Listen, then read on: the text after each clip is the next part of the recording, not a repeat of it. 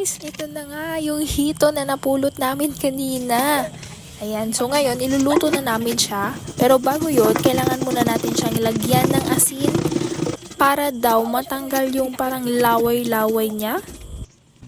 Ayan, pagkatapos kuskusin lang ng kuskusin yan guys.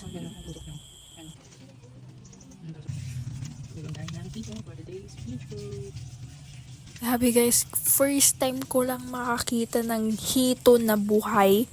Well, nakakita na nga ako, pero yung talagang pupunta siya doon mismo, malapit sa bahay namin.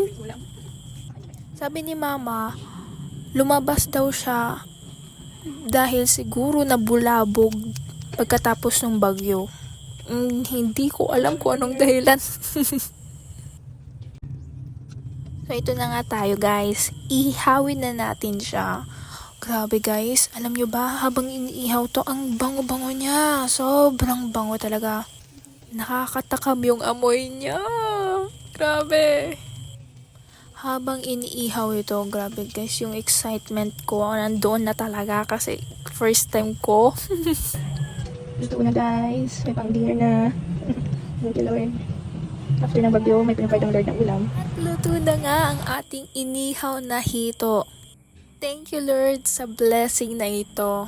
Grabe guys, salamat talaga. Kain po tayo!